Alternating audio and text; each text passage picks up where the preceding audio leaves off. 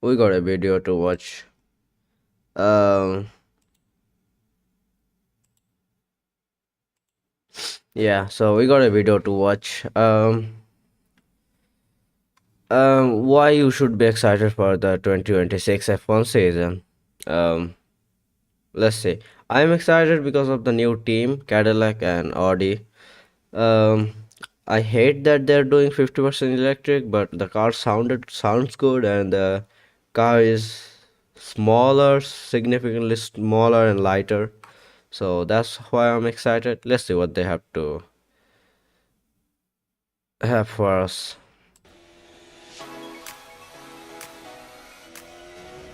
In 2026, Formula One is breaking ground like never before. Let's dive into what's new, from radical new rules, brand new teams, returning faces, redesigned cars, and a debut Grand Prix destination. Here's what to be excited for as Formula One enters 2026. A technical overhaul is taking place for the 2026 season. Unlike those in 2022, which focused on aerodynamics, and those in 2014, which introduced hybrid engines, the Okay, what? 2026 technical rules affect those. A technical overhaul is taking place for the 2026 season. Unlike those in 2022, which focused on aerodynamics, and those in 2014, which introduced hybrid engines, the 2026 technical rules affect both the aerodynamics and the engines, bringing the promise of a shake-up to the competitive order. So, what is changing exactly? 2026's racing machines will be lighter and smaller, making them more agile around our racetracks. And although DRS, or drag reduction system, disappears in the new regulations, active aerodynamics takes its place, with movable rear and front wing elements. I don't which know will see the about this wings one. closing I feel like corners DRS and was open on the straights, kind of all better. to promote negotiating laps with maximum efficiency and speed. It is not I don't know, I only the like DRS exterior more. changing though. What lies beneath the skin of the 2026 car can't go unnoticed. The big story here is the evolution of the hybrid power unit. A greater amount of electrical energy will work alongside the internal combustion engine, splitting power sources 50-50. Yeah, And going hand that's in hand with the BS. engine changes is a move to advance sustainable fuel. These fuels will be made from a minimum of 99% sustainable sources, with no new fossil carbon being burned. This makes F1 greener and pushes hybrid engines and sustainable fuel technology forward, which could all be used in standard road cars, all while preserving or boosting. You know, if this keeps going, F1 will become Formula E, like at a point.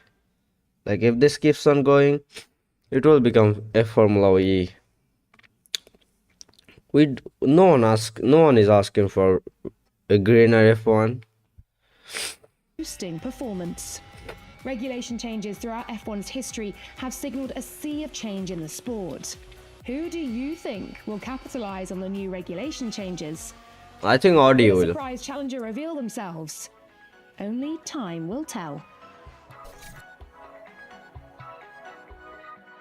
It's been a decade since a new team rolled into the Formula One pit lane. But for 2026, an American icon is joining the grid in the shape of the Cadillac F1 team. Cadillac is already a household name in the US. I am excited that a new Formula One team is joining, but it's an American team.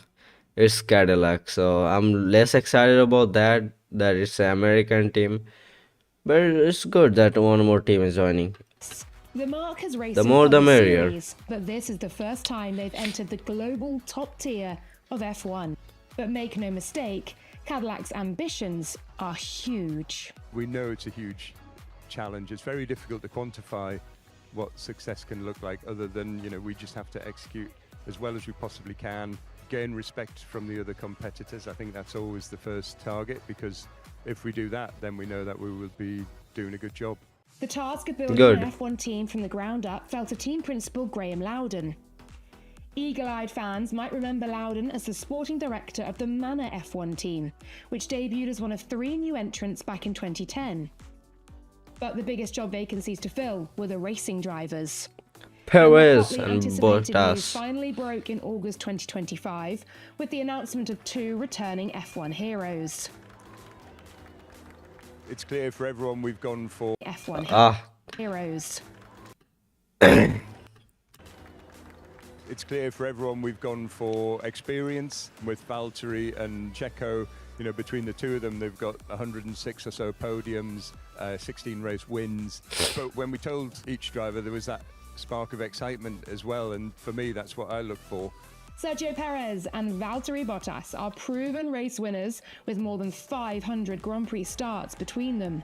In yes. fact, Perez made his F1 debut for Sauber in 2011. Who will I root for in 2026? The team I'll be rooting for is Audi, most likely. Yeah, I'll be rooting for Audi. And the driver I'll be rooting for is, I think it's gonna be Carlos. Yeah, I'm gonna be rooting for Carlos next year as the driver. And as for the team, I'm gonna be rooting for Audi. Yeah. Just 2 years before Bottas's 2013 rookie season with Williams. I mean, do I go with Audi or Cadillac? Like, it's either Cadillac or it's Audi. Cadillac has better driver. Audi has good driver, but Cadillac has better drivers. Yeah, I'm going with Audi, I think. As for the driver, like I said, Carlos. I think I'm going with Carlos next year. I mean, this year. And in case your memory isn't that long, here's a reminder of just why Cadillac picked Perez and Bottas to lead their charge. This is really happening. You are really watching Sergio Perez win in Sakir for his first ever Yay. Grand Prix victory.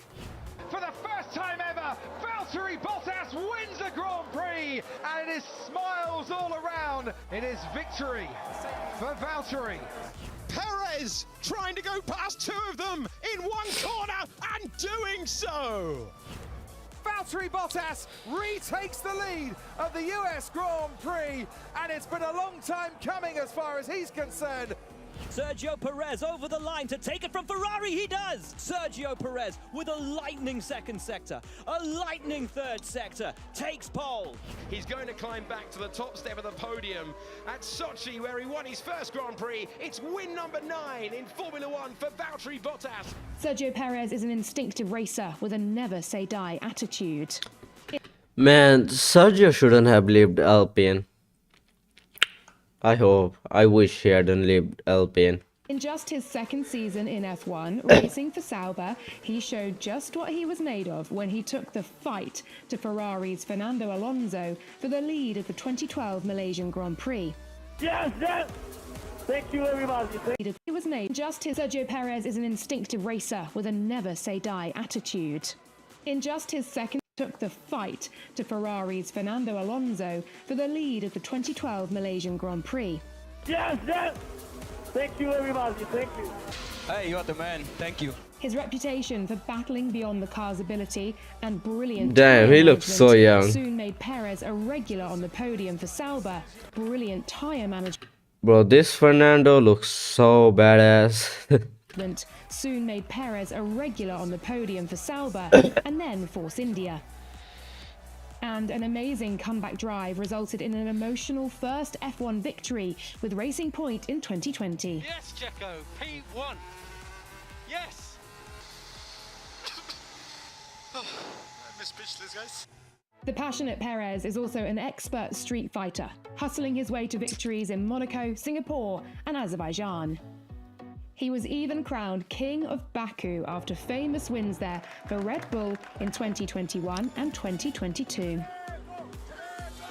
Perez is a driver with real heart, and one of his proudest moments coming in Mexico when he became the first Mexican to stand on the podium at their home race.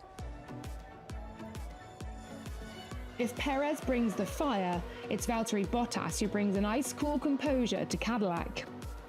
The Finn revealed his potential during 4 formative seasons with Williams, claiming 9 podiums. But his move to Mercedes in 2017, chosen to replace retiring world champion Nico Rosberg, propelled him into the big league. Pole positions and victories soon followed, as Bottas showed he had the perfect mix of one-lap speed and racecraft. Bottas rated his victory at the 2019 Australian Grand Prix as the best race of his career.